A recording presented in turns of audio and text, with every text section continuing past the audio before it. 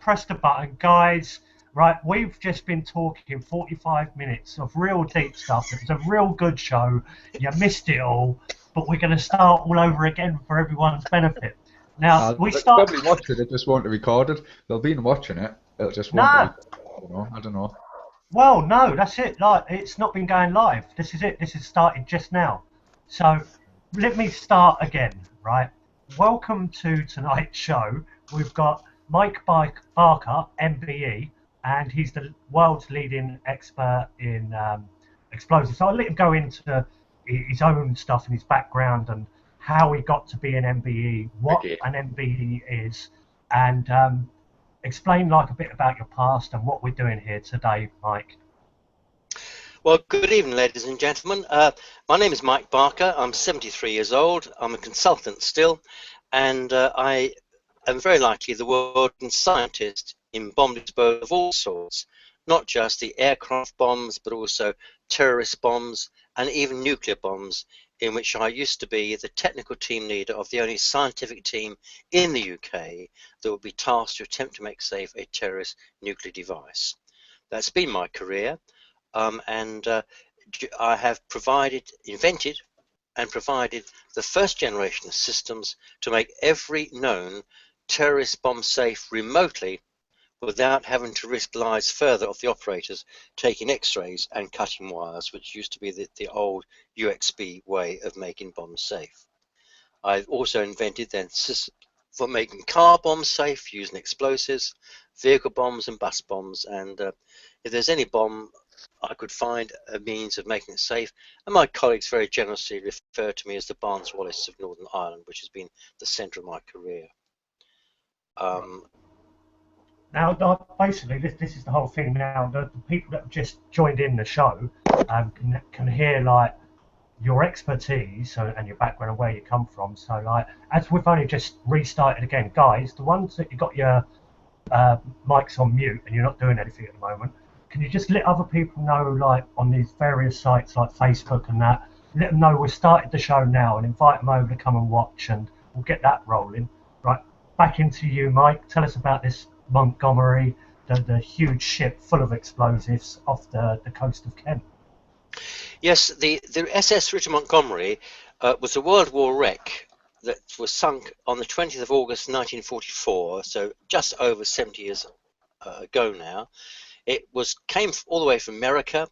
It had 7,000 tons of bombs on board, and it was told to anchor off while it waited for an escort to go into France at Cherbourg. And the harbour master sent it to an anchorage which wasn't deep enough for it. His number two told him, he said, "I'm sorry, sir, I think, you've sent it to an anchorage which isn't deep enough. Can't we swap it around for a lighter vessel in deeper water?" And for that, they had an argument, and the number one guy said, "No, I know what I'm doing." And in the night, the Montgomery, it dragged its anchor, went onto a sandbank, and in the morning, when the tide receded, it broke its back, and it's been there ever since. The problem is that it's got 10,353 bombs still on board, stacked 7.5 meters high in the first 3 holds. The rear 2 holds were emptied by the stevedores in 1944, soon after it sank. Now, the government have a responsibility to protect all of us from hazards, and explosives are the worst hazard of all, and there are UK laws and international laws that require the government to protect the public from this wreck while that risk is still there. They have never done that. Does it remind us how far away it could go again if it went up? Just you were saying. Yes, if you look on Wikipedia, there was another mine ship, the Princess Irene, that was in a similar position, which exploded, and the fragments went over 20 miles, and one very unfortunate guy was killed by a mine fragment from the Princess Irene, and he was 28 miles away. Obviously, he was very unlucky to be hit by that fragment because he was standing in the wrong place. But this wreck, the blast would very likely kill every one of the 14,000 inhabitants at Sheerness. The Department for Transport, who've got responsibility for it, have never employed a single explosives expert to guide them on the condition of the bombs and know what they are, because in my expert opinion, all those bombs are safe to remove and always have been. But they're not safe to leave because a collision, certainly with a sizable vessel, would cause the whole lot to go off. And nowadays, unfortunately, with the way that the world is going, it is an ideal terrorist target which the police do not patrol, which I think is appalling. And so back to me, back to the documentary that I seen or might not have seen, but I'm sure I did, and it was about this wreck where they were saying that there's a reason that there's some reason why they can't remove the bombs from the wreck, and that all they can do is sort of patrol it, and each year they shear it up or something like that. That's if I remember rightly. There are two reasons why a long time ago they didn't want to clear the wreck. The first one was that there was a ship called the Kielce. It was a Polish ammunition ship off of Folkestone, which was in 90 feet of water, and that exploded when the salvage workers from the Folkestone salvage company tried to clear it. But they used explosives on it to cut holes into the ship, which was absolutely stupid. You shouldn't use explosives when you're going to have explosives on the other side. They got away with 2 cutting charges, but the third one, the whole lot went off. That's one reason. The second reason is that there was concern that the only bombs which are fused in the whole of the cargo of 3,500 tons which are left were fragmentation bombs, who had fuses in them. But the expert opinion was that these fuses weren't watertight, and the small amount of the initiation material in the detonator caps would have been washed away. They're not armed. These fuses have to be thrown out of an aircraft, and they have to turn the propeller 250 odd times before they release the arming pin, which then would function on impact. These aren't armed. So all of those fragmentation bombs are on the other side. They got away with 2 cutting charges, but the third one, the whole lot went off. On the Kielce, it did, yes. But you know, that isn't a reason to say that the ship itself was dangerous to clear. It was a case that it was an idiot decision. In fact, it wasn't the Folkestone Diving Company. I think it was my boss at my establishment who not only suggested you could use these line cutting charges, but actually supplied them. And I think that's appalling. I mean, I was only a young lad at the time, but when I look back and I find out that was the case, that is absolutely diabolical. But unfortunately, they're the 2 reasons now. But I have provided technical information from the United States NAVSEA Research Center in San Diego that have tested what they think might be the contaminant material, copper azide, and they tested it in a special machine which you use for primary explosives, and they found no reactions, and they use it now in place of lead azide, which was in the detonators of these fuses. So even if, in the very unlikely event, the bombs were on board, which we think they're not, but if they were, and if they hadn't been washed away for some reason, the water was kept away from them, they still would be safe to remove, and certainly far safer than any improvised explosive device which bomb disposal operators throughout the world go up to and make safe sometimes when they can't get a robot doing it. And unfortunately, it does cost lives, but those bombs are far more dangerous than the Montgomery, though there are more explosive on the Montgomery, who'd just be killed just as quick with a small 2-pound device as you would be with one that weighs now 7,000 tons. So, and the problem is, and what I was going to say is, like, I don't think we've bought this, but it's hard to recall what we're going to go through second time round. But could you tell everybody about, like, your past history, experiences, and why you're the leading expert, and why the reasons why you want to go in there, sort it all out, and what you want to do to the Montgomery? Yeah, I mean, I'm not just trying to be a hero to get a pat on the back. It's just that I have got a tremendous width of explosive research experience behind me, including the testing of explosives. We test explosives before we use them in military weaponry. We used to. That's all finished now. I also designed tests to test explosives that were going to be used in guided weapons. I've got a whole plethora of research behind me. So I know my bombs, I know my explosives. I know what I can do to them, but far more importantly, I know what I would not do to them. And I would not leave these to continue to be a risk to the public, because I would be breaking the law as the government are doing. The 1883 Explosive Substances Act makes it quite clear that the government have all broken that criminal law in not protecting people from the bombs on that Montgomery by defining a safe zone and moving people outside. And after you've done that, made the boat safe, what is it you want to do with the boat afterwards? Well, this Montgomery is a tremendously significant ship, because it's one of 2,751 that the Americans built for us during World War II, and they actually completed one of them in just 4 days. I mean, I don't know how they did that, but they did. But the majority of those vessels, they just took 40 days from laying the keel to launch. They had absolutely over 600,000 shipyard workers producing these things out like a production line. They filled them with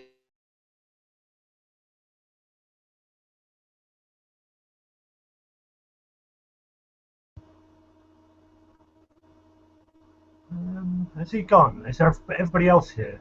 He seems to have frozen. I think you lost him. Has he frozen? Yeah, He's gone, hasn't he? Okay, Bad connection. Bad connection, mate.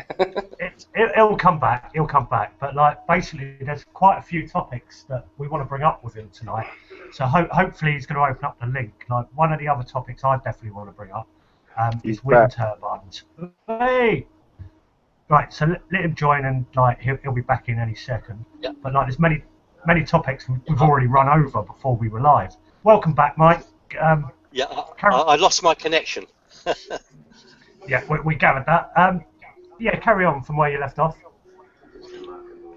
Yes, I mean, the thing is that if this wreck is safe by me while I'm alive, it will never be made safe, and it's always been a blight on any development in the area, like the Boris Airport that was proposed, but for any area. But what's worst of all is that on the Isle of Grain, the government have allowed the construction of Europe's largest terminal of liquid natural gas within the danger area of the Montgomery. So if that Montgomery did go off, either from a collision or from a terrorist attack, it would completely destroy these surface silos on the Isle of Grain, very likely. I mean, I'd need to do my computer modeling to put a number on the probability of that, but I think it's very likely it would do. It would vaporize the gas, and when it mixes with 4 times its mass of oxygen in the air, it would create a mass of methane oxygen mix weighing 2.5 million tons.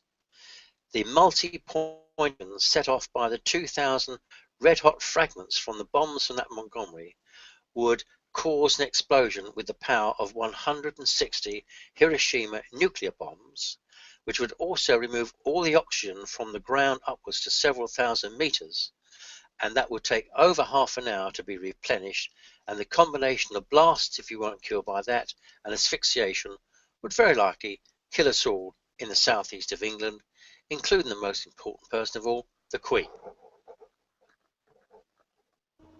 As you're bringing up about nuclear there, Jim's got some concerns about... Oh yeah, nuclear, yeah, the Fukushima. So we'll get back to that one. So we get a lot of stories at the minute, and we've definitely had arguments with people on the internet the past few days going on about how Fukushima isn't as bad as we first let on, which it probably isn't as bad as it first was. But you being a nuclear scientist, what would you say with the current situation? That's been 4 years open. It's 4 years since that was exploded, and now it's still open. The cores, as far as I'm aware, have touched touched groundwater, which is going back to school, probably one of the worst things that can happen in a nuclear disaster. So yeah, I'll just let you. Well, the problem is that our government and the United States government, we're far more interested in what might be happening in Syria than we should be about this plant. You're quite right. It's been over 5 years now. It has been a world disaster of incompetence, because the Japanese Prime Minister, he only accepted some help from the International Atomic Energy Organization that runs underneath the United Nations, only if they would not tell the truth of exactly what the extent of the radiation hazards were in Japan. And the reason he was able to do that was because the head of that organization was Japanese himself, and when the Prime Minister tells you in Japan you're going to do this, you have to do it. So where were America and where was the UK in this debacle? No, we were playing around with Iraq and other areas which we shouldn't be dabbling in, because you never get the French dabbling in those things. You don't get the Germany dabbling in it. It's only us thinking we're sailing around the world, colonizing all the countries, when we now got to realize that we are a very small fry now in a very big sea. And so it's appalling, because we have not got the collective expertise of all the engineers in these areas, and there isn't any defined emergency plan, as far as I've been able to find out, of what happens in certain accident scenarios in these nuclear power plants today. So if we had one in one of our own power plants, it would all be hit and miss, or whether we control it or not, when we should know exactly what we should be doing in those circumstances, and that's not been done, and I think that's supported. See, I was watching a documentary the other night that Jim sent me about Fukushima, because it's another subject that I don't know much about, to say, like, I can say yay or nay. But there's scientists out there that are saying that it's at a safe level and people are still living there, even though within this documentary there was one guy who refused to leave his farm, and it was one of the best cattle farms of the area. And a few years down the line now, the cattle's all forming like spots and rashes and all kinds of things. So if it's affecting the cows, surely it must be affecting the humans and the food sources and everything like absolutely that. right. You're absolutely right there, because the fallout of the dust that was created from this disaster, and the contamination of the water supplies now, is contaminating the food and the livestock feeding of the food. And we just do not know the extent to which those poor Japanese people are now being currently exposed to all this. It's actually far worse than the Hiroshima and Nagasaki bombs, because it's so insidious, and the effects will be there for generations to come. And I think that's appalling, that we can sit back and go, right, oh, well, Japanese are getting on with that. No, they're contaminating our seas. And there's a marine scientist, they've said that they found more detritus on the ocean bed in recent years than there ever has been. And there has been fishing stock being picked up from the coast of America and of California, down that lovely coastline, and they think that they have actually been contaminated by the Hiroshima, Fukushima sort of. So either way, like somewhere like California would have been a pristine environment with no radiation, I would imagine, and now it has got radiation. So there in itself is some damage, isn't it? Whether it's and you won't find the American government holding their hands up to say that was because of the fear factor that would develop in the American people. Right, it's all keep it secret, keep it under lock and key, and let's hope for the best. That's the way we operate in the world. I'll just go off off school and what they were on about the radiation was really bad, and like although there is a lot of fear mongering around radiation and uranium and things like that, it's not as bad as you think. But especially these sort of stories where they're like, well, if the reactor does this and it does this, that's really bad. Well, all of those boxes have been ticked with Fukushima. And a story that I heard recently was from a fisherman who relies on salmon stock. He fly fishes salmon stock, and he says for the past 2 years the amount of salmon that's come back up the river has halved each time. So I don't know if that's related or if it's just Well, a our government, underneath DEFRA, they have got a team which is meant to look at the global effects of any changes which might affect the food that we consume. For instance, it might be what the genetically modified substances that we're bringing onto the farms now. But they have got an international responsibility to see if, in fact, what we're consuming is safe. And they have never, when I've looked at all their minutes, I've never seen any mention of the possibility that the fish and products that we get from Japan are checked to see that we're not eating radiated food. I mean, I think that's appalling, because I mean, that's not that difficult to do, but they're not doing it, and they're paid to do it. It's another incompetence yet again from this government.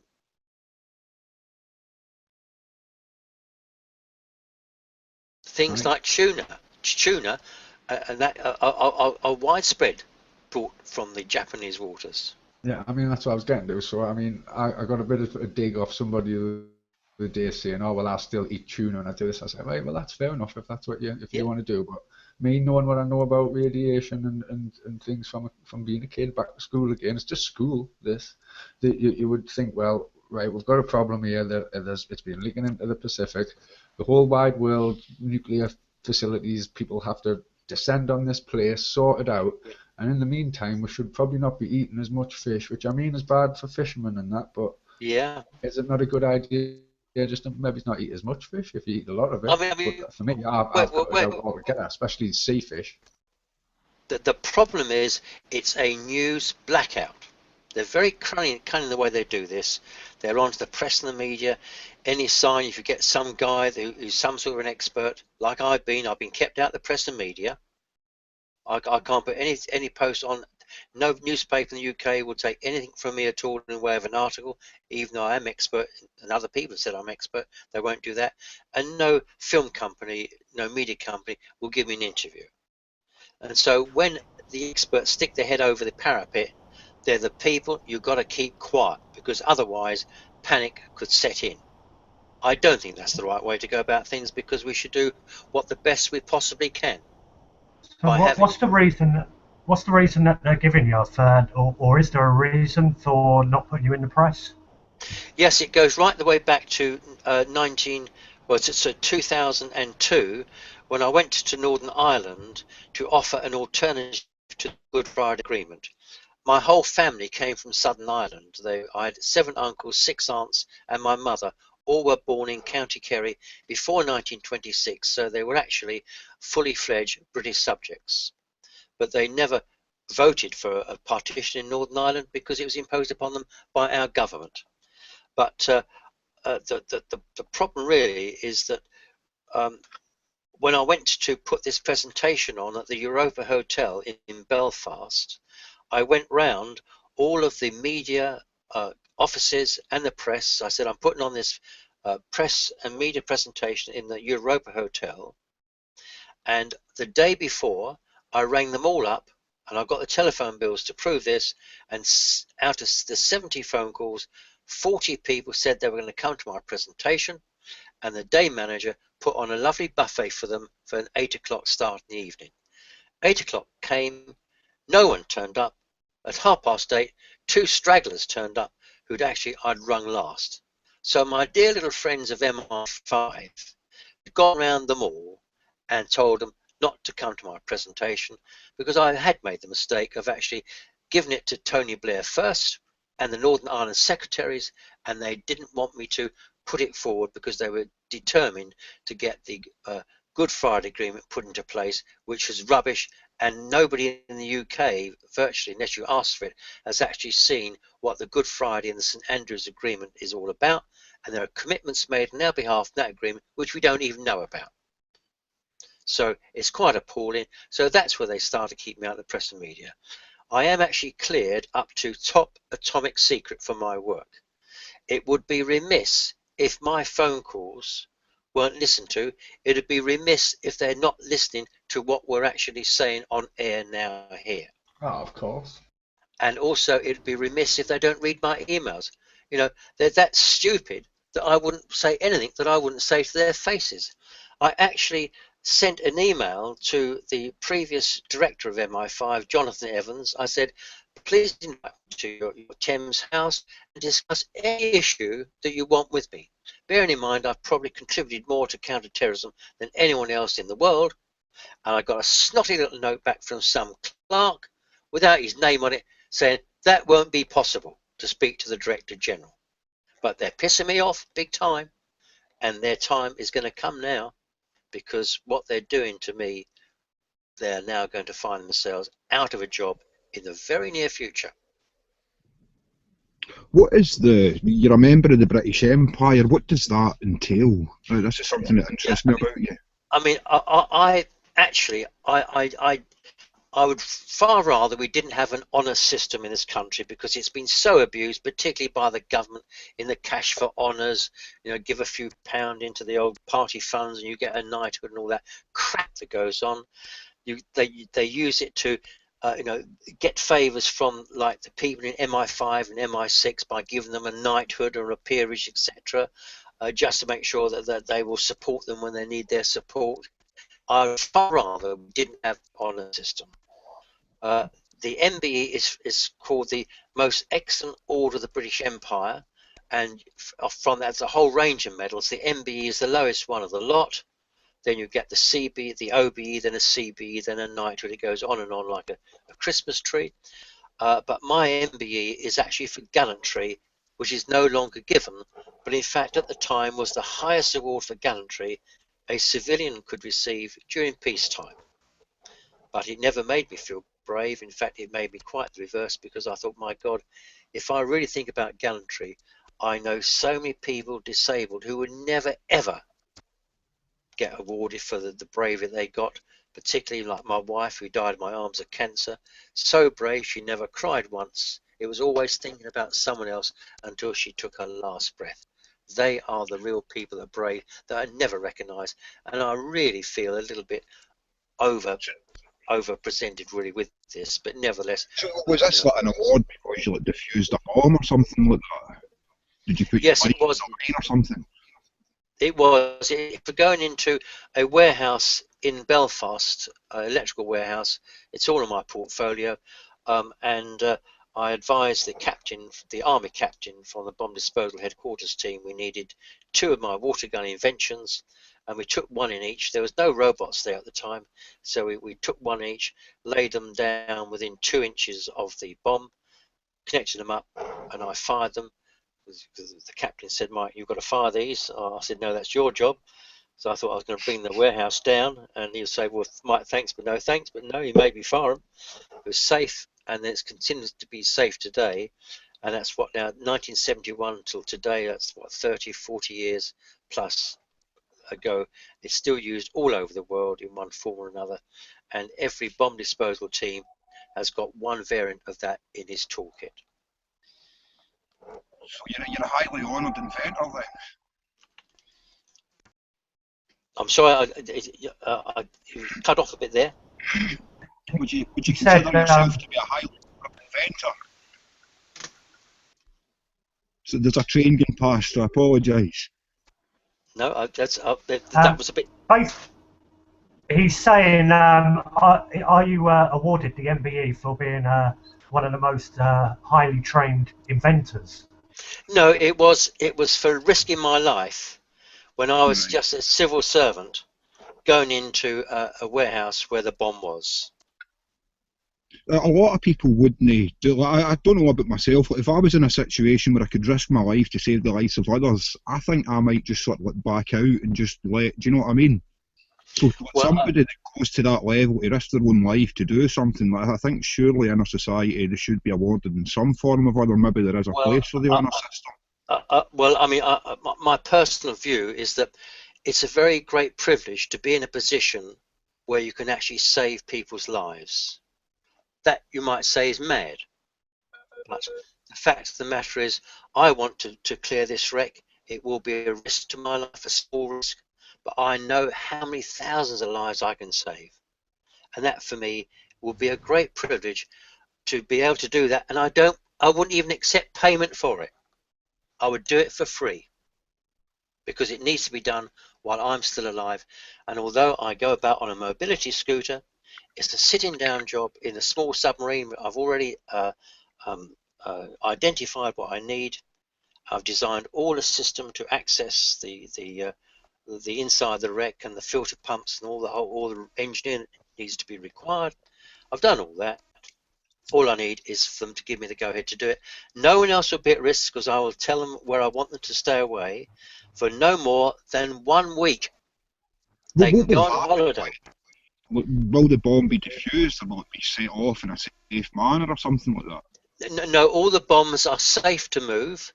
So I would take them out I need 175 roll-on, roll-off skips. Each skip would hold 20 tons of bombs each. That's how many we got to move.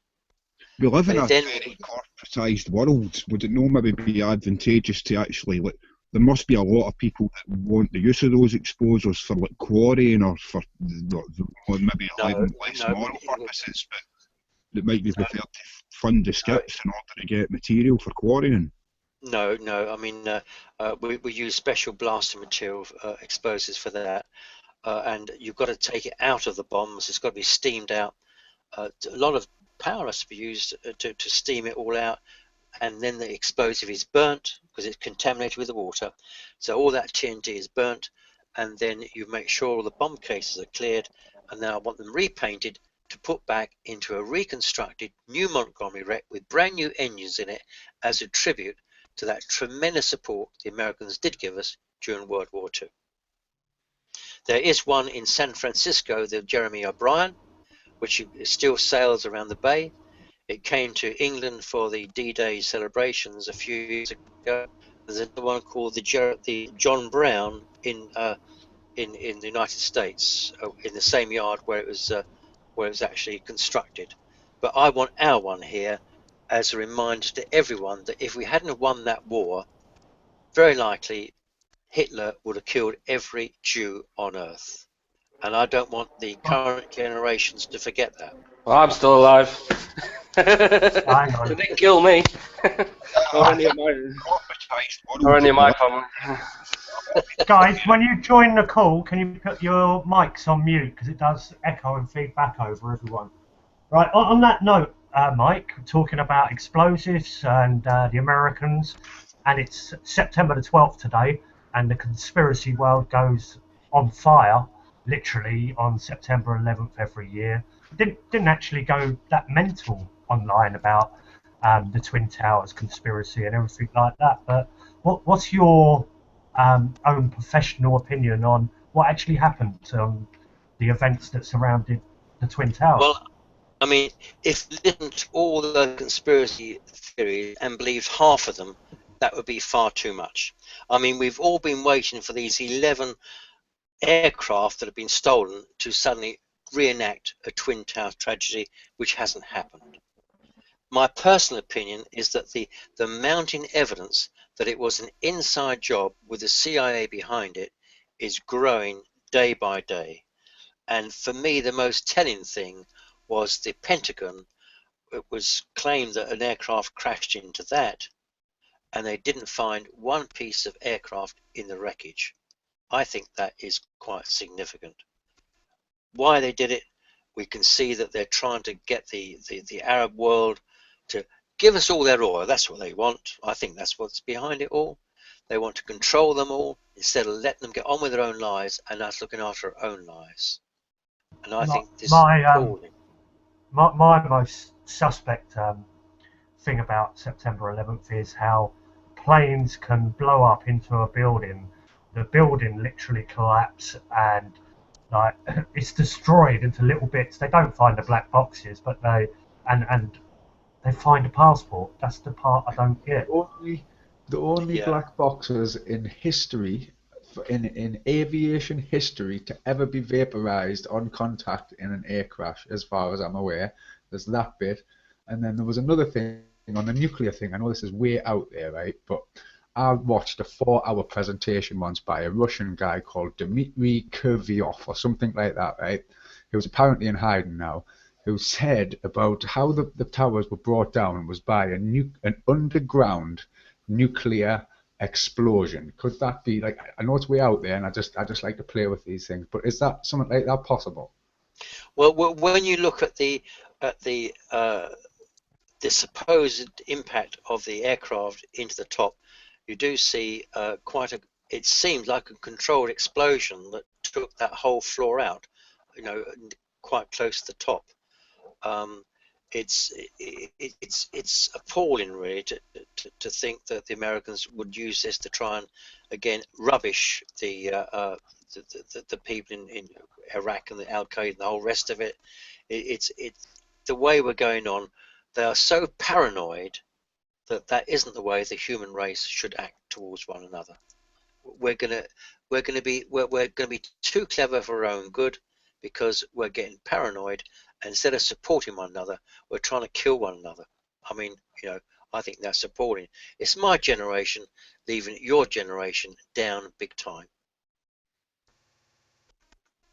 Well, like I say, it was just a weird theory that he came out with, but to get it sort of saying, like, from yourself, where somebody like yourself saying, oh well, it's definitely contrived in some way, because that's what all I've ever said is that, like, I don't know how it was, but that didn't happen the way they said it did, the way that, like, it can't happen, like, and you've got over 1,000 or more architects all over the world screaming from the top of their voice, like, this can't happen the way you said it did.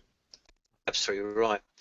You know, I mean, you know, these days there's no reason why all the electronic feedback can't be sent right back to the airport, so each flight back box is backed up with a complete accessible copy back at the base if things go wrong. There's no reason why that can't be in, but you know, that will be, I suppose, the next step.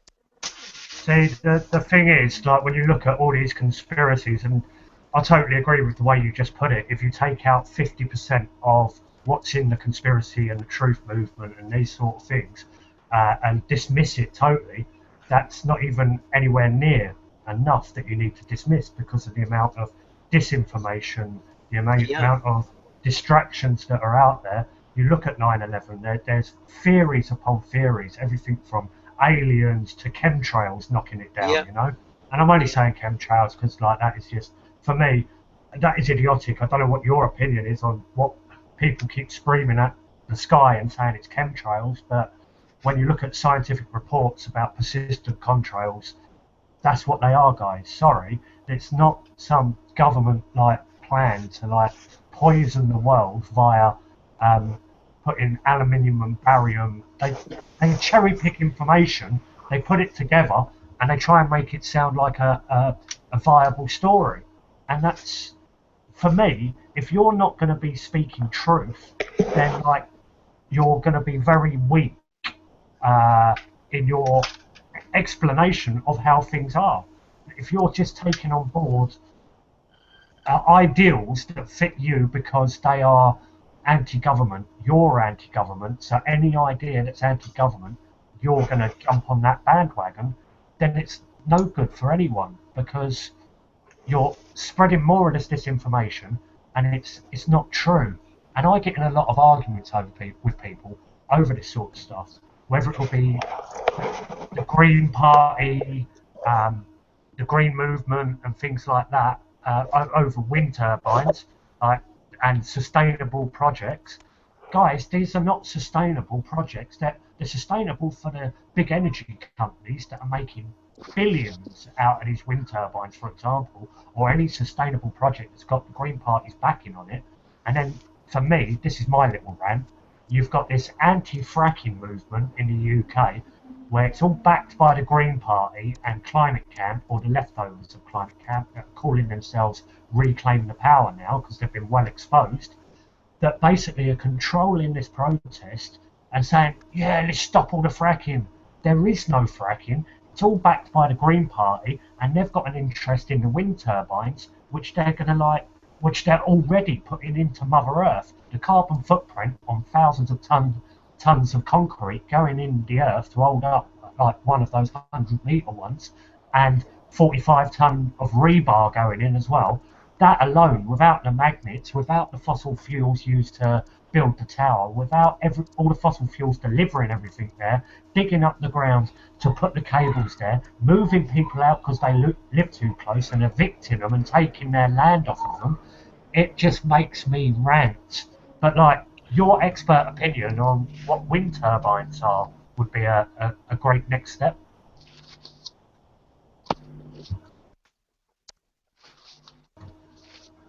Mike. Has Mike gone again? Is his picture still there? Can I go on about like a conspiracy theory about the wind turbines while he comes back? Yeah, of course you can, Steve. And the thing is, if you're going to come on and it's the first time you spoke, introduce yourself before you have a pop, and then we may as well throw it open from now on as well. So go on, Stephen. Right, I'm Stephen, or the Snorket on YouTube. Right. No, as a conspiracy theory, right, and I think an important part of science is the development of hypotheses for which there's no proof, but you try and find the proof to see if the hypothesis is true or not, right? Here's a conspiracy theory, entirely speculation, right? And it's, see these wind turbines, did you know that this is absolutely true, right? Inside those generators, there's actually a thing that makes the wind turbines turn. Because when there's low winds, they'll not turn themselves, they need to be started up by something that requires power. And once they've started up, then they can gather the wind kind of thing. Now, what if those generators were used to actually power the wind turbines and create wind, as opposed to harvest wind? Speculation, conspiracy theory, I admit, you know, but it's just a wee interesting point that those wind turbines actually contain motors that actually start them turning, as well as generators that collect the energy. It's not the first time I've heard that one. Quid said that, which is like, I know nobody knows him, but it's my mate, and he's like, yeah, he said that one, that they're there to create wind. It's not the first time I've heard it. They would be capable of collecting it to create wind, but like I say, it's entirely hypothetical, but I think like making hypotheses is a lot of what's going on in the conspiracy movement. It's like a lot of people say hypotheses, and then a bunch of people say that's a hypothesis, therefore it must be true, you know. But it's just somebody suggesting, is there any evidence for this? Well, basically, the way I see it is it's not wind, it's money that they're making. Aye. I like the idea of solar panels, because I don't think anybody's got any complaints about solar panels. Oh yeah, there's definitely a lot. Much again, they're made with fossil fuels. They don't last that long, and what are they actually producing in their time span? For the cost and how much it makes of fossil fuels, it's just one of these things. If people were doing it independently, for their own properties, like putting a little wind turbine up and solar panels, collecting their own water and things like that, great. But whilst it's all going back to the grid, it's just flowing money to the CEOs of the company.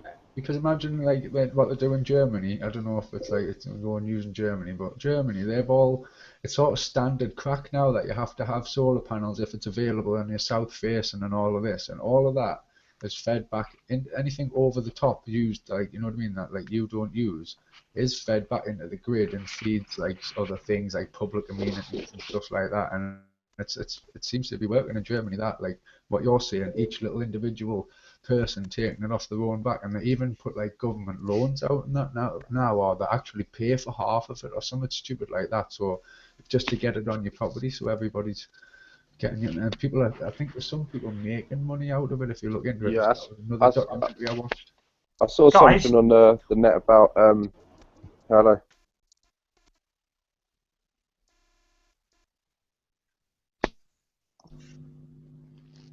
Hello? Mike's back. Mike's back. What were you saying, Kane?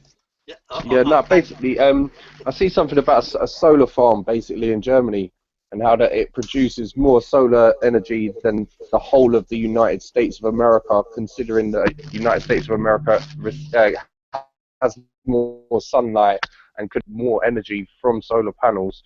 It's ironic that Germany got it in a smaller area, and they're actually gaining more power from these solar panels than the whole of America is from solar energy, basically. So I just think it's weird how an area that's getting so much sun isn't utilising it, and then a country like Germany is.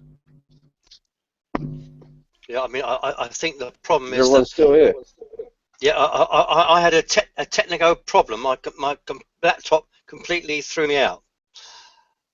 So can you hear me now? Yeah. Yep. Excellent. Yep. Yes, I think you're quite right. Solar energy, the amount of radiation we get per square meter from the sunlight is 1 kilowatt. And when we have got advances now in the actual conversion through the photovoltaic cells into electrical energy direct, is, I think, probably a very large proportion of what we'll be doing in the future. We've got 2 new houses built close to me in Sevenoaks, and they've got their complete roofs now with solar panels on them, and they're virtually self-sufficient in electrical power even during the winter time. It is still expensive, but this will get cheaper and cheaper, and it's far better than putting these stupid windmills up in the air, which are a blight to our landscape, not very efficient, and will never pay for themselves. So what, you replace it with your underwater ones and solar power? She showed me, is it Victor Schuber? A guy called Victor Schuber, I think it was either in Austria or Germany, way good few years back. The guy obviously used the rivers to send the logs down further downstream for them to do whatever they do with the logs, blah blah blah, to make paper or houses, whatever. And the guy found the energy within the bends of the rivers, and it accumulated more energy in the bends than it would on a straight river, where you'd think the river was picking up speed, just by spiraling and evolving through the turns of the river. And they know how to utilize this energy. They've got the technology and they know how to do it. They're just not doing it. Or if they are, they're keeping it secret. Right? But back in 1967, there was a sea generating system at St. Malo in France. They had 6 bulb generators. They located these across an estuary. They allowed the water to be blocked off until there was a differential, I think about 5 meters high. Then they opened up the sluices, and that generated electrical energy emptying the basin as well as filling it up when the tide was in the opposite direction. They've been going since 1967, have paid for themselves over and over again. And that's just using the flow of water, holding it back and letting it go again. In the Thames, if we were sensible, we have got enough across that Thames that would generate the power of a nuclear power station without any of the side effects at all. And I think it's appalling that we can't use this.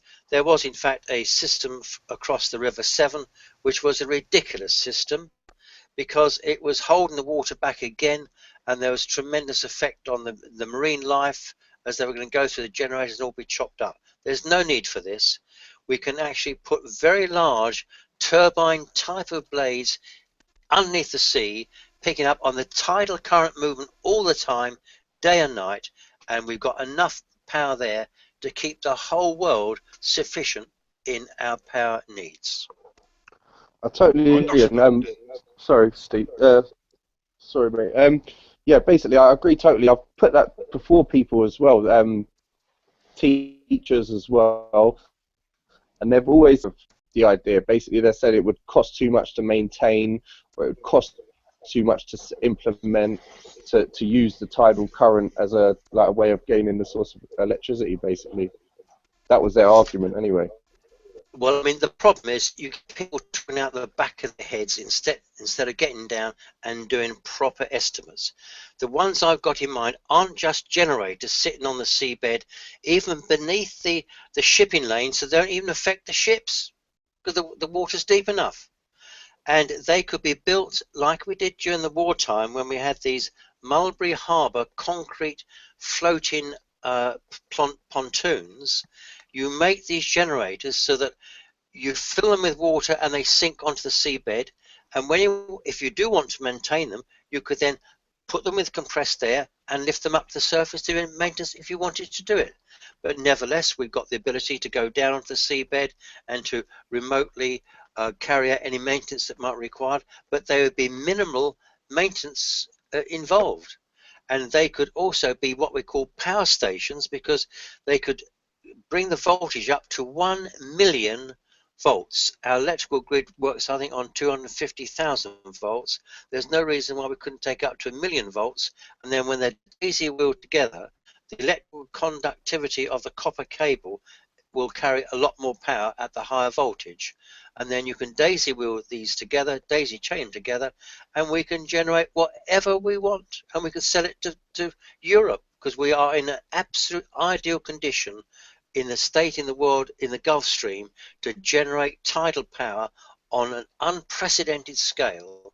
But we need the investment into the massive generators and power stations that are required, and it'll be people like the Japanese and the Chinese and the South Koreans who probably would undertake that venture, not the UK, because we can't produce nothing in the UK. How many joules of energy does the UK require to sustain what it uses in energy? Is there anybody that knows that? Or I couldn't even guess at that at all. I have no idea. I mean, when you look at the amount of natural gas that we're burning now, God knows where it would be without natural gas. Now, what's going to happen when all that goes? It's not going to last forever, all these fossil fuels. What about methane? Solar panels. How big a solar panel would you need the electricity requirements of the UK? Suppose you just like stopped using oil, stopped using natural gas, and everything was powered by electricity, powered by solar panels. How big a solar panel would the UK need to provide? Well, I mean, the houses down the road, they've got a solar array.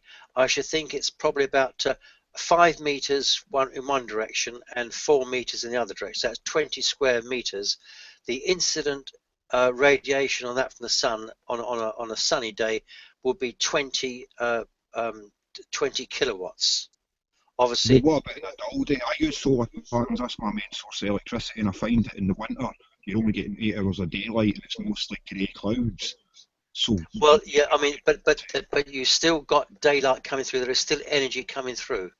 It hasn't got to be bright sun. Says you'd have to be very conservative with the amount of energy that. Well, I mean, on an ideal condition, you can generate 20 watts on one of my solar panels, right? And it's only trying to design for like. But the thing is, when you set these systems up, they're already connected to the national grid. So if you've got sunny weather in London, it can then put energy into the grid to help people up in Scotland. You know, that's the way it works. And when you generate the power, you still now get a government grant for any kilowatt that you produce by your own solar energy. That actually they pay you for that. So surely, right now, with like the advent of nanotechnology, right? There isn't some sort of paint, or you would think that they haven't invented a paint, like something to paint, like paint onto something, then electrode either side, solar panel. Well, I mean, I'm not up with the actual the crystal technology that does this. I mean, it is quite fantastic. It's developing all the time. It's getting better and better. It'll be getting cheaper and cheaper, and it'll become more and more effective. Because I mean, the wind power won't go anywhere. Yeah, windmills won't get more efficient. They weren't efficient enough, but I hear opposite stories now from I've spoken to a few people about it, and they're like who work in putting solar panels on. They say, well, they're 50 times more efficient now. I mean, the interesting thing is that is an area which has got potential to be developed a lot further. You won't get that with wind turbines. It's stuck. It's just a blade going round and round generating power, and that's it. It's crap.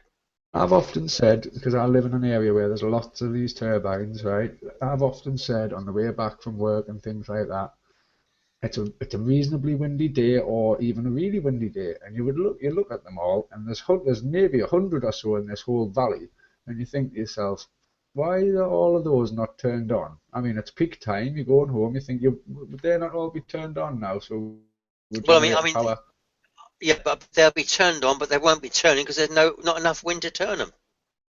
But they don't put the brakes on them. But they don't stop them turning. And then there's the opposite. You'll see on like a mildly windy day, they'll have them on, and you think, well, hold on a minute. Now I've heard stories from people. I don't know if it's just hearsay. Do you know what I mean? Where they say, oh well, they can't have them going too fast or they'll burn out. It's like, well, what? Well, I think I might be wrong, but I think you got your facts wrong. That they actually turn them on and off, like putting a brake on them to stop them turning. If they, there's whatever there is, I think they're left on all the time, and if there's no wind, they won't turn. That's the problem with them. Right, well, while I'm on that then, because I have seen, say, a windy day going past this same places where you'll have a couple of them going and one or two that just aren't going at all. So what's that all about? In the same area, the same wind. Well, I mean, I've no idea. I mean, I've never been an advocate of that. When I went to the United States and I saw these beautiful mountain ranges all on their crests with these bloody wind turbines, I thought, how stupid are they to put them all up there? It's appalling what we do. They go ahead. The commercial people think, oh, we'll make a bob or two. The government is so stupid that they don't have a look at what the real cost would be over that time period. They pay the money out, the people make a fortune, they move on, and then they've made themselves a fortune, and they sell the company on to someone else. We haven't got. As well, do you think they take people's land just to put these things on to make money? Well, I mean, I've no idea, but I mean, it's an appalling waste of money. It's an appalling blight on the landscape. It's an appalling way of producing energy when there are far better alternatives around. And my pet one is lunar power. Lunar power. Lunar power, when you think of how much water is moved at 5 knots in the whole of the seas in the world, and we're not using it, it's appalling. There's the tides.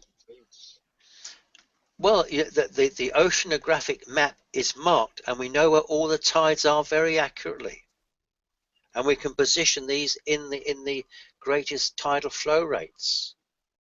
That's not a problem. That would necessarily mean international waters, and look, these people tend to have like fights with nuclear bombs and stuff to decide. Well, no, I mean it's an international agreement. We work it out with France and the rest of it. Okay, we'll put them there, and you're going to share in the benefit of it. If we don't start working together in this world, the world's fucked. You don't get animals behaving like that. It's like governments are basically the world's fucked because they're too busy killing each other, and then the alternative to killing each other is for them. The world's fucked because we're too busy talking about it. Peasants, I mean, it is the whole problem of these areas which we've spoken about this evening is the fact that we have got a government who hasn't got the intelligence to realise they need some real experts to guide them, and they've got to be open-minded to listen to what these experts say. They won't do it to me, and I'm the world leading expert of bomb disposal. And what's bomb disposal got to do with environmental weather? Just that curiosity. It's just I'm a scientist, and so scientists specialise in particular areas, and that's, I mean, they're like a master of a trade rather than a jack of all. Well, I actually have given advice to PhD students on their theses in areas that I'm not an expert in, because I see their hypotheses, I see how they marshal the evidence, and then I point out to them that isn't quite right, even in areas which have nothing to do with bomb disposal at all. Somebody who's a qualified scientist does have a scientific method. Right, yeah, basically, Teacup is like just some online troll guy who claims that he's won some legal battles but won't show anybody proof, and then runs about telling everybody that they're all government agents because they won't believe his story. So that's Teacup for you anyway, so you've met him now. So what was you saying, Stephen? Sorry.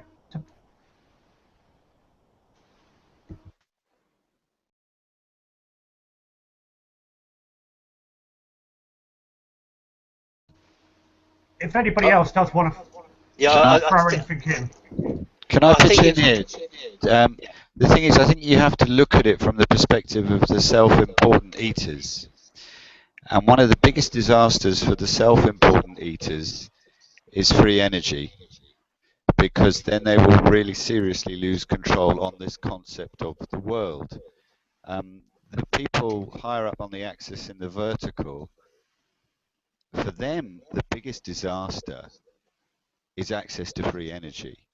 And the self-important eaters want the situation for as many human beings on the planet to be as degraded as possible. This is already happening now. Life expectancy is decreasing. Educational outcomes are decreasing. You know, people are becoming more and more stupid, and their lives are being shortened. And that hasn't happened in human history for a very, very long time. And from our perspective, it makes perfect logical sense.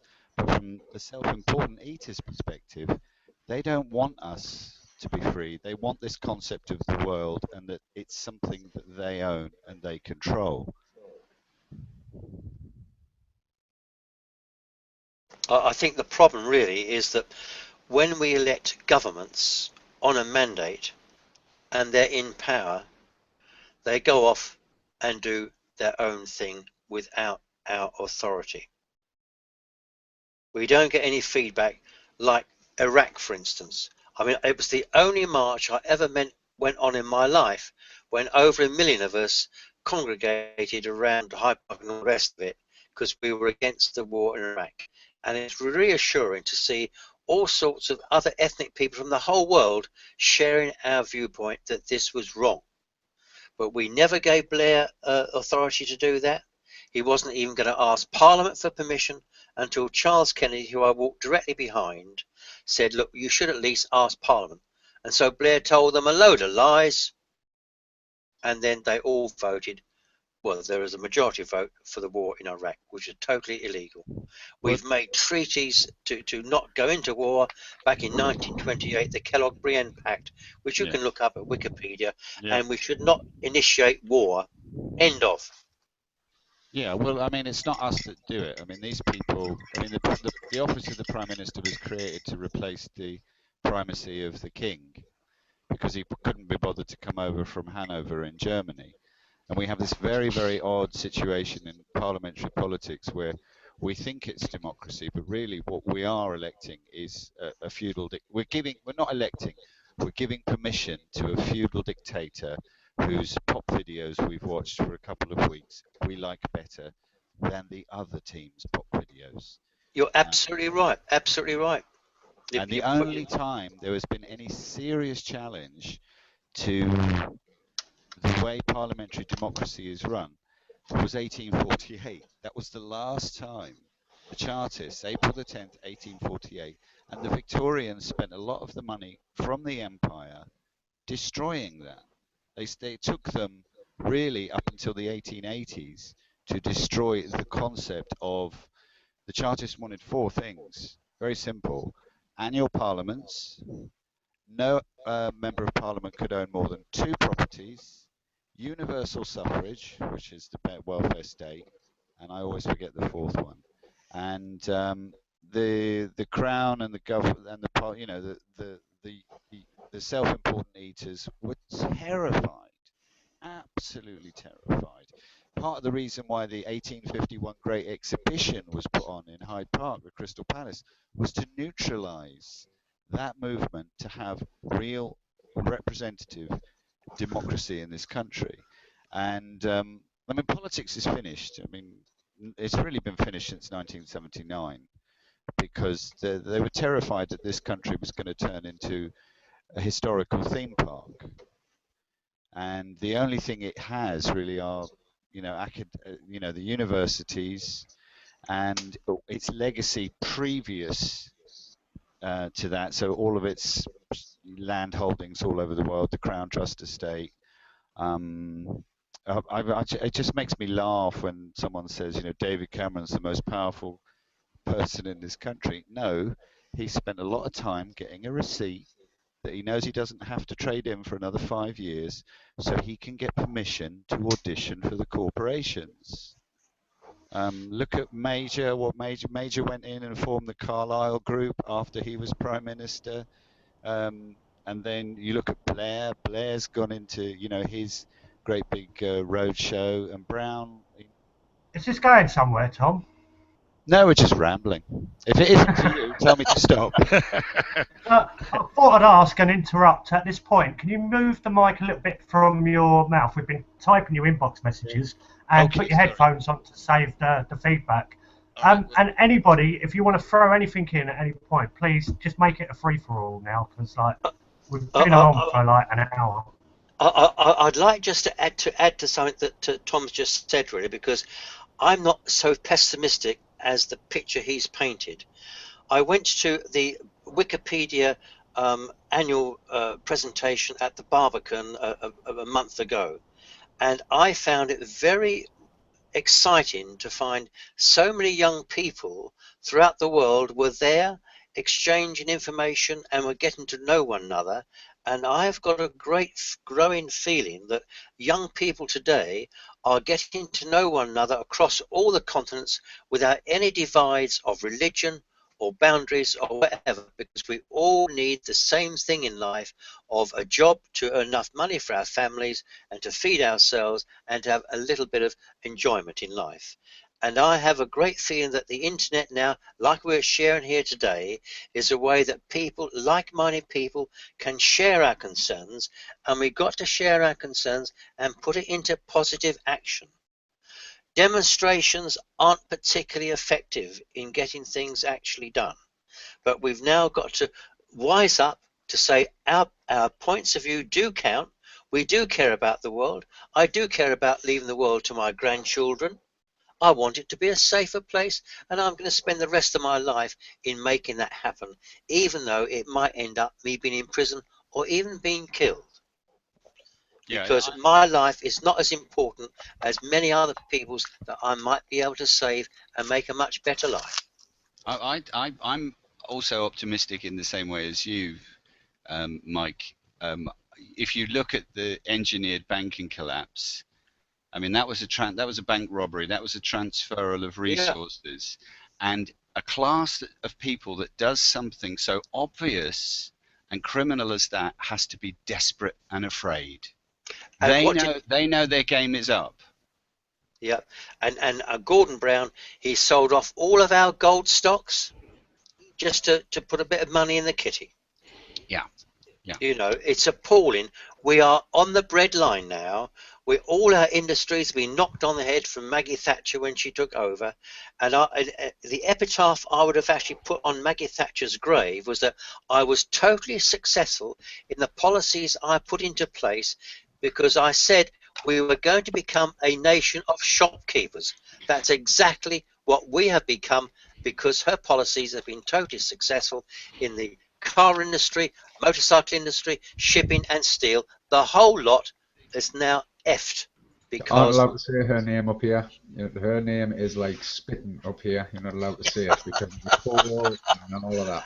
Well, bring her back from the dead. There's no manufacturing industry left in Britain. We have to be able to produce our own stuff, because at some point, if the world decides to turn around and saying, we're not producing your stuff anymore, we're fucked. We actually need to start manufacturing stuff. In Glasgow, there's probably like one factory that refabricates steel that's made elsewhere, and that's about the nearest we've got to manufacturing in the Glasgowish area. Yeah. Outside of that, it's kind of bread and pasta.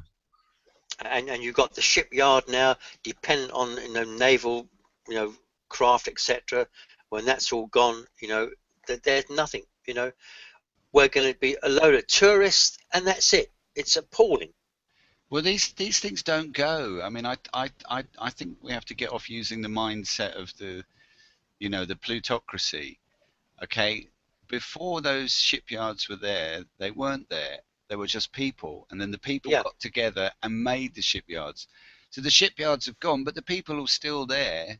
I mean, I think we live in an era now where the whole thing could turn on its head, from a 14-year-old developing some super duper app on his mobile phone on the toilet and then boom, we'll wake up and the world won't be the same anymore. The way we negotiate relationships, space, resources, getting access to our needs, participating in life, it really is on a knife edge at the moment. And I think they only have one card left to play: insurrection and a war. That's the only card they have left to play. And they're spending the whole time baiting the populace.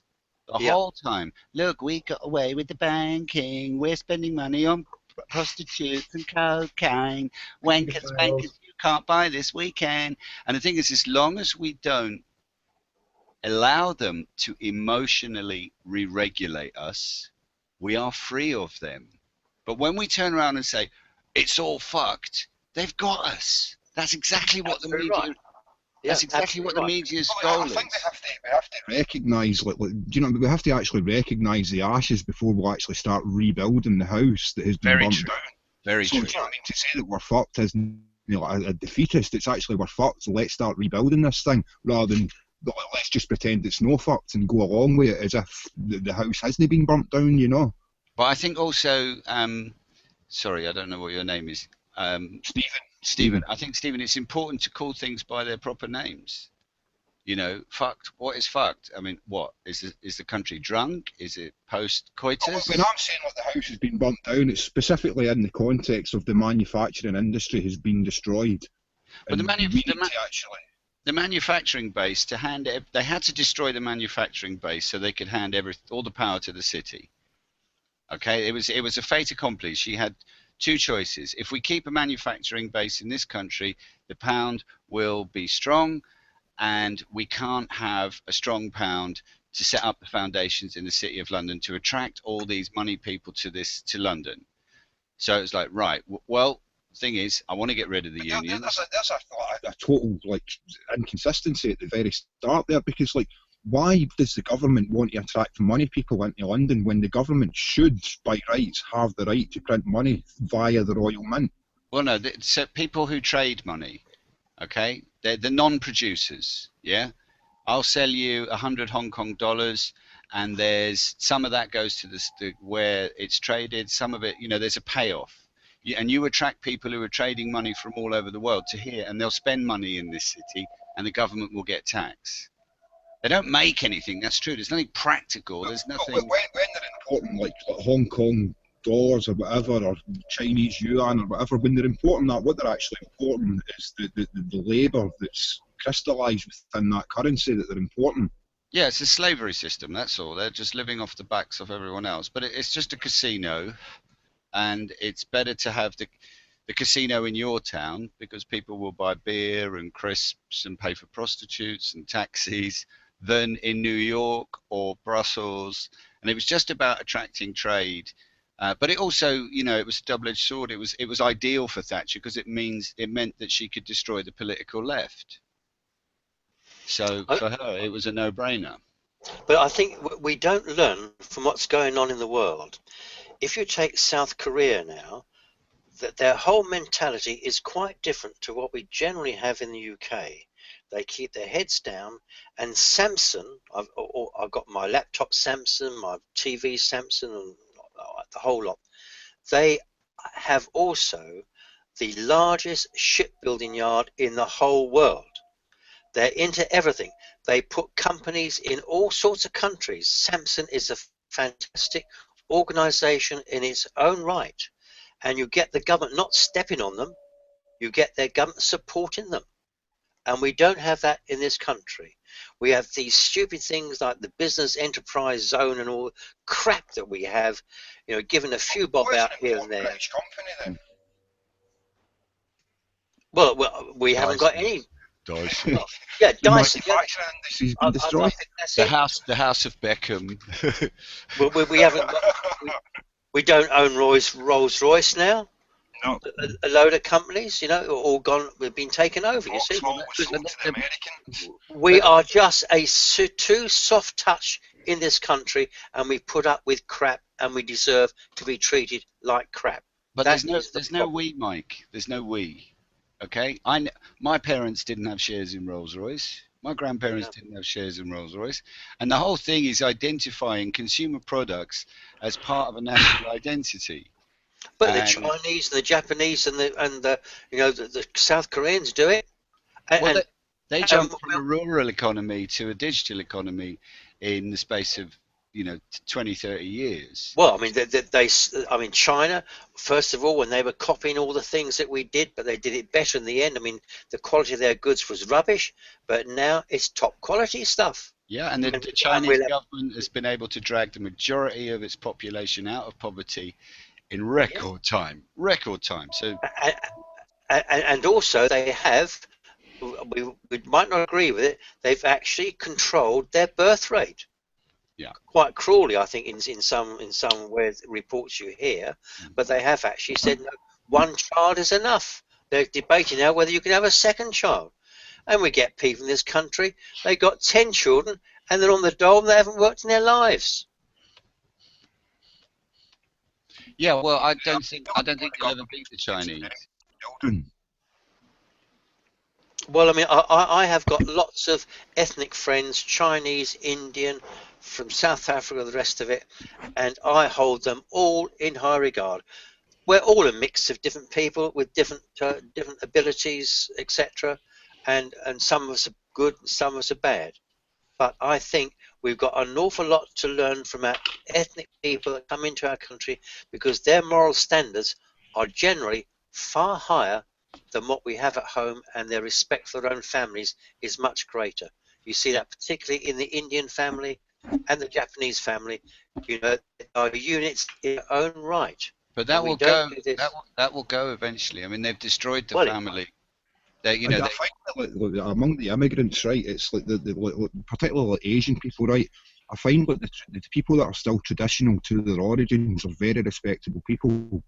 But I find the ones that have kind of moved away from their origins, that's when you start getting the sort of niche culture among the Asians, But that's always the case with first arrivals. But eventually, those traditions are destroyed and dismantled. Those traditions are seen as misogynist or racist or non-liberal. We're living in a multicultural society, but the reality is that all multicultures are being integrated into like a uniculture of like shopping malls and. We've always lived in a multicultural society in this country because of the class system. I live in London, right? You go to Stockwell, right? You can walk down Stockwell Park Crescent and you see £2 million properties. You get to the end of that road, and right at the end of that road is a council estate with a serious crack problem. This country has always been multicultural. Multicultural has got nothing to do with ethnicity. Okay, it's just about But what I'm saying is, like, for example, just the Asians. I'm just picked that ethnic group just for an example, right? But like, it seems to be the Asians that have integrated towards like British culture. In my eyes, have become less respectable. But the folk that have actually stayed true to their culture, true to this like misogyny, this culture that we might deem as being negative, it seems to be them, in my view. Well, the Indians, the Hindus, have as part of their religion a very, they have a kind of spiritual genetic class system called the caste system. That's why the British fitted in so well in India, and that's why the British left the Indians without massive bloodshed, because they understood each other. It's like, oh, in your country you're Brahmin. Oh, just like us, yes. And so a Brahmin would even in the 20s and 30s would go to Oxford and Cambridge. So it's seeing which cultures are cultural fits and the relationship between them. And there was a very strong cultural fit between the Indians and the British. And the Indians still have that, to a degree. It's like there are Indian people that live very close to me, and they I've said hello to them several times, and they won't speak to me. And I assume, well, you must be Brahmin class. Well, would you say that there's maybe like cultures that it would be impossible, like maybe us and some particular other culture? Let's just take, for example, maybe the Mongolians and the people in the north of China. Is it possible that there could be two cultures that are totally incompatible with each other, and this could be the cause of all these wars? No. I think most of the problem with the wars is greed after what other people have got. I mean, it's quite basic, really. One of the problems that we have, I think, in our multi-ethnic societies, that it's a density problem. in Sevenoaks, we do have a nice range of ethnic people, and it's not a problem. But if you go up north from me around Lewisham, you're lucky to see a white face. They're not anti-black, but unfortunately, when they get together in large numbers, they exclude the white population, and I think that is wrong. I think if we're going to go to a country and you're going to be part of it, you've got to do as what you do when you go to Rome, etc. You know, and you've got to blend in with them and not exclude yourself and make it a problem. The black thing's an interesting point, because that's perhaps like something we've brought upon ourselves, because, well, not maybe like our people personally, but the people that actually took slaves to Africa to use them as slaves, some people that are black and British actually deserve to be British, and we shouldn't have anything to say about it because of how they actually got here in the first place. It was completely immoral, you know. It was, yeah. I mean, England was the worst country in the world. I mean, we went and we conquered everywhere, and we plundered all their goods, etc. With sort of the feeling that we're going to educate them and all that nonsense that went on. So we've had a very, very shameful past, really. But at the moment, we still want to seem as if we're going to still carry on the same route. I can see Cameron, you know, rowing out another big ship and wanting to attack the high seas again. We've got to learn to get on with one another. We've got to learn to use the matter between our ears and not send young people into war because we can't win the arguments around a table. I think the boss people are the people at the top of the hierarchy, they're too much, they've got too much confidence in their own strength of arms, and they don't quite realise that when they are initiating harm against other people, such things have got a want to return, you know. So when you say terrorists, it's like no wonder there's terrorists. I mean, I have a view towards terrorism, which is my field, if you like, that all these terrorists are people that have not been listened to. It's like the Provisional IRA. Sinn Féin wanted to represent the Catholics in Northern Ireland because they had no job opportunities in Protestant countries. They did want a united Ireland, but they settled for the fact that they would actually have a non-discrimination, which also applied now to the Protestants. They now can't be excluded in Catholic countries. And so all these terrorists, ISIS and Al-Qaeda, they were trained by the CIA, for God's sake. They headhunted Osman bin Laden. They had the Taliban to get rid of the Mujahideen out of Afghanistan. And then when they did that, instead of giving them a pat on the back and a few million quid, we wanted to kill them. You know, I've got quite a controversial view on terrorism. I don't see it let's see like the Native American savages, right? These were people that were terrorists back in the day. But the reality was these Native American savages were being attacked by people who did not consider their own actions to be actions of terrorism. Yeah. And when you're looking at like either Sinn Féin or Al-Qaeda or whatever terrorist organisation, they're not behaving any differently from the governments, which don't include themselves as being terrorists. When they're using violence and intimidation against people, they are acting like terrorists. They are. And to me, it's like the Sinn Féin and like Al-Qaeda and ISIS and all these kind of groups are just behaving like governments, and if governments stop behaving that way, then there wouldn't be a terrorist problem. You're absolutely right. I mean, the thing is that, you know, we were the worst terrorists on earth back in Bush in Iraq. There's no doubt about it. There was no and we used all of our weapons to massacre people who we had no problem with. I wasn't there. You weren't there, Mike. There's no way. I think it's important to break down. You know, the corporations and states have monopoly over violence. So they are the people who decide and how violence is categorized. And terrorism, how it's modernly defined, is guerrilla warfare. So it's when you attack the administrative processes, the town halls, the mayors, the infrastructure. And that's what changed things. That came about in the early part of the last century, really due to the Irish struggle in the struggle against the British in Ireland. And I think also you've got to look at the way slavery is being sold. Okay. Now the word slave comes from the word Slavic, and it's a 13th century word. And it was invented 100 years before anyone went into Africa, any Europeans went into Africa. The first Europeans went to trade in Africa in 1445, and that was the Portuguese. And then the Spanish quickly followed and made it a statute that it was okay to buy people off West African tribes. And then the British got involved in the early 1500s, and then it went ballistic. But a major part of chattel slavery was practiced by the English on the poor of this country, particularly children, and also the Scots, Welsh, and the Irish. I mean, are any of you familiar with the 1681 Bearings Insurance Act? You used to go down the pits when you were 14 and 12-year-old around here, man. Yeah, exactly. The 1681 Bearings Insurance Act, okay? The Bearings Insurance Company realised not many shipping lanes were paying for insurance down to the Caribbean. This happened in the early 1600s, so they sent agents down to the Caribbean, and they worked out that the planters were offering Irish girls as young as 12 to the most productive slaves as treats. And this went on for about 80 years until the Bearings Insurance Company discovered it, lobbied the shipping industry to lobby Parliament to have this practice banned because it was cutting into shipping profits. Now, at the same time the Caribbean was planted, Ireland was a plantation. Okay, but they only were successful in as far as Ulster.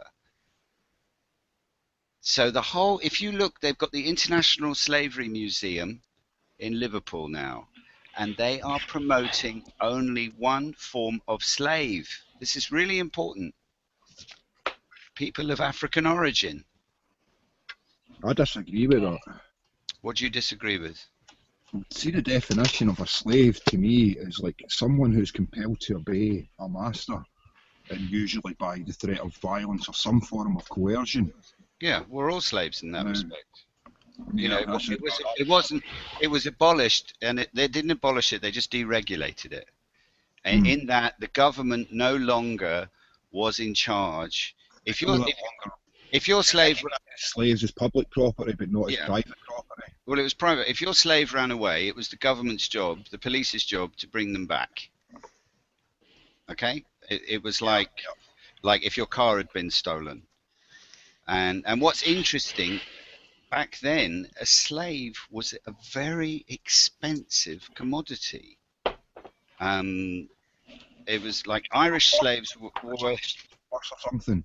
Sorry, say that again, Stephen. Somebody stole a horse. It was the police's job to go and find the horse. Yeah. It was the equivalent of a car. And you see all these pictures of slaves that were horribly, African slaves that were horribly brutalized. They were the slaves of the super rich because they could afford to go out and trash a car, and there was no loss for them. And the thing is they have sold us, all of us, that it's white people did it to black people. No, it wasn't. It was the self-important eaters doing it to all of us. They never tell you stories about the rape of Baltimore, okay? 1625, 100 people stolen from a village in Ireland by Algerian slave traders. Malcolm X, right? I think Malcolm X has got brilliant things to say about the things that's going on. Yeah. But the problem, when he says it, he always accuses all white people of engaging in the slave trade. And no, that's not true. That's not true. That's not true.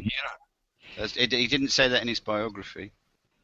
No, well, I've only heard a few speeches, I have to admit, but his speeches are very eloquent. But the only problem is he's always fairly it's almost as if he's accusing all white people. I've not actually read them, so maybe I'm mistaken. No, read his biography, but you've got to see the context of Malcolm X's times. I mean, the African American community where he was living they were under siege. Okay. Their families were being dismantled, their communities were being dismantled, their access to getting their needs met was being dismantled. It was a war.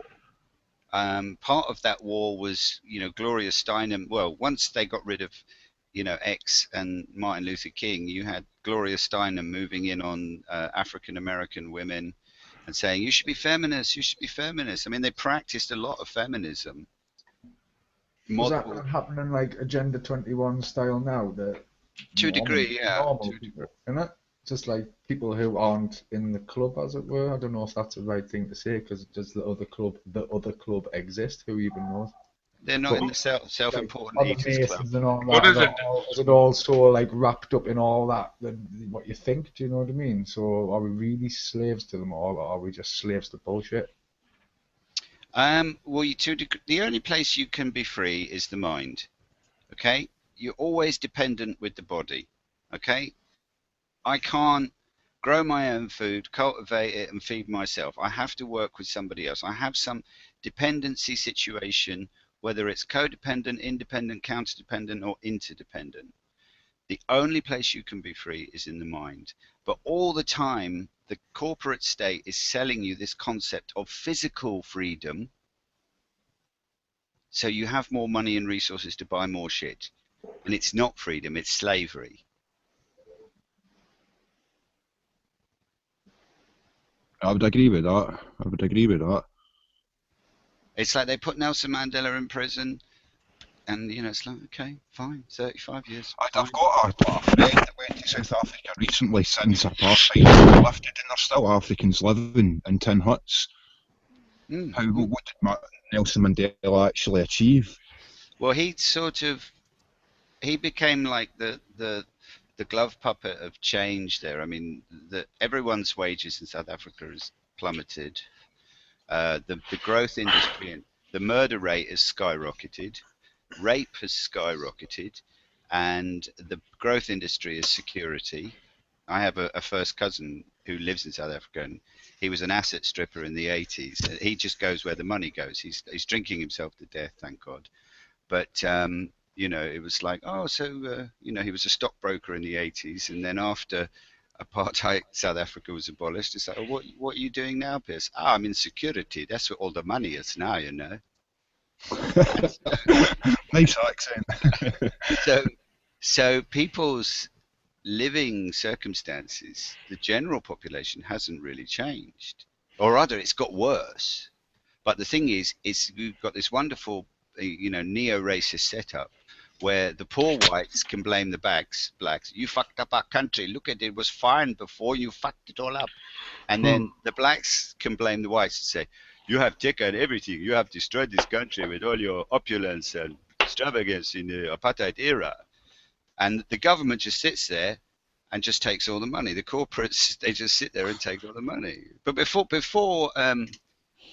apartheid was abolished or deregulated, there was a meeting between the Russian government, the American government, and the British government in Namibia, and the South African government wasn't invited. And so they probably approached Mandela and said, look, this is the best you're going to get, but it's going to make you look like a populist hero. And he was an old man, so I think, you know, he took it.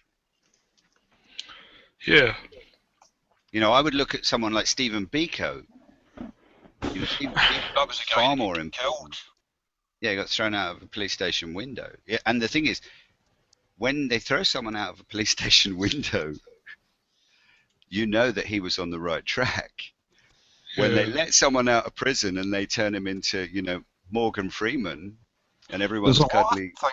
See with the internet today, you see an awful lot of stuff that's been prior to like hidden. Do you know what I mean? Where like police are engaging in acts which are totally corrupt. Yeah. And they've been getting away with it for so long, and you now see it out there that can't be denied, but nothing's been done about it. You know. Well, no, we're passive. The nothing being done about it is still waiting for the government to change. It's waiting for the oppressor to change, which is another form of slavery. I mean, I wouldn't say like this isn't like stuff that's happening. I dare say like let's suppose the Queen is like the head of the government, right?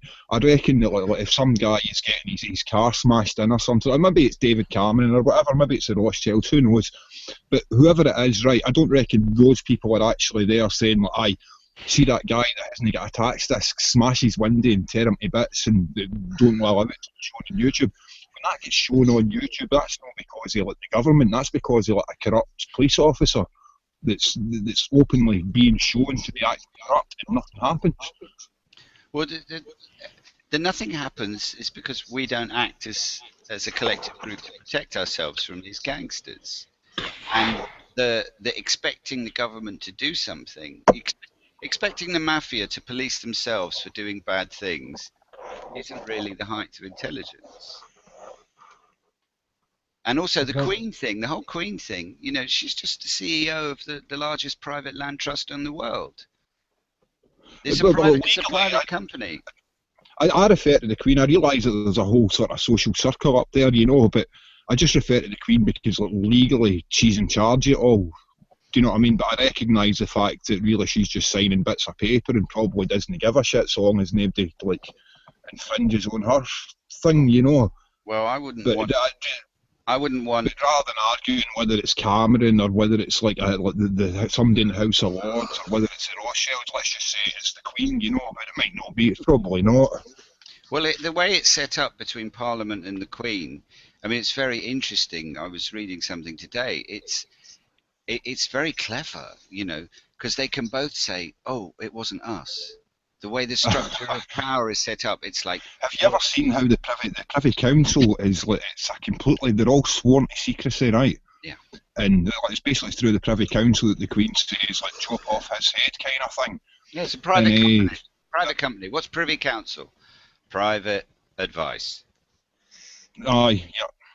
So, but they're sworn to secrecy, and the only thing that's ever come out of it is the actual oath that they all swear before they go out. And it's not just like the whole of the cabinet, the whole of the shadow cabinet, the heads of the House of Lords, the heads of the police, the heads of the army, all the kind of leading people within every branch of government. Yep. Is part of that Privy Council. Yep. And she can just royal prerogative, and we don't know if she's doing it or not. Yeah, where they swear an oath to the Saxe-Coburg Gothas, Schleswig-Holstein, Sonderburg, Glücksburgs, Battenbergs.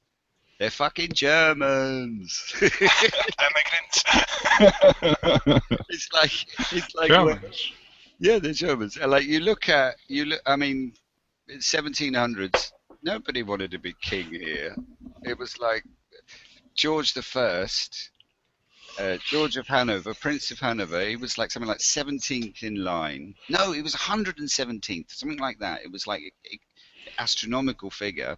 He couldn't speak English, and he wanted to protect. He absolutely loved Hanover. He didn't want to leave Hanover, but he thought, well, look, I'll be king of that place. I'll drain the resources out of there to protect my lovely Hanover from the French. Mm. He then appointed. You wonder what these people in history would make like modern technology today. Like, yeah. Oh, they'd be fucked on that. Well, they would see it as magic, probably. Yeah. A silver piano or something like that. Yeah. Your talking handbook. Or, wow. Well, guys, I've got to leave you now.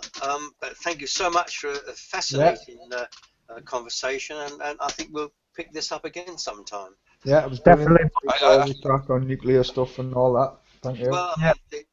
Mike, I think this broadcast is like really highly important because you're here, and it's been me and Tom talking all along. Do you know what I mean? It seems unfair.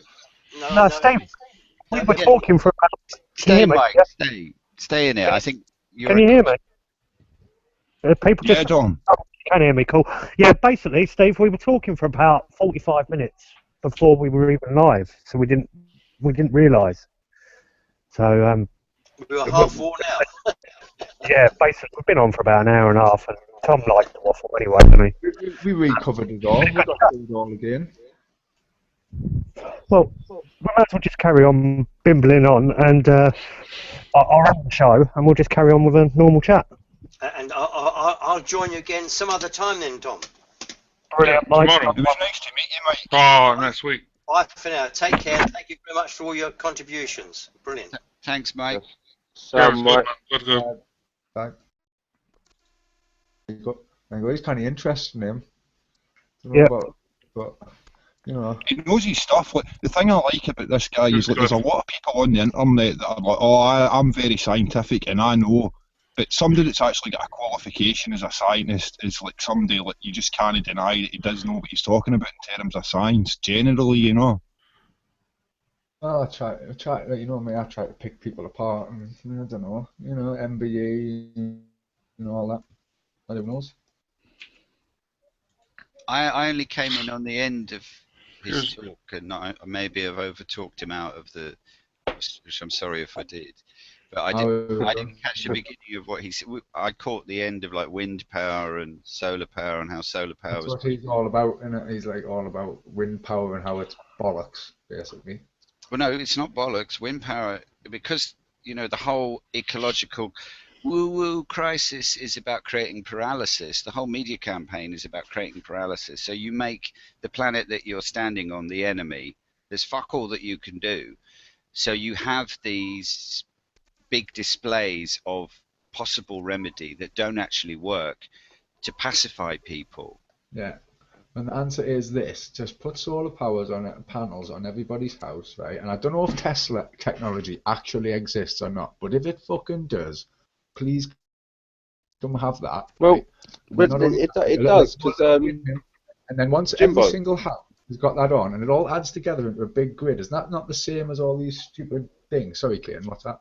Yeah, no, Jimbo, we was talking about it with Dom, and I was talking about the tower and them striking. I don't know if you were still on the call at the time, but them using it to strike aeroplanes and see how durable they are against lightning strikes. Yeah. And stuff like that. It's posted on the Lumitati wall anyway, like, and basically, obviously, technology's there. I'm not fully aware of how they harness the energy. Obviously, I'm not a scientific expert, but I know the technology's there. They're using it for other means, but it would be interesting to see if they could implement that.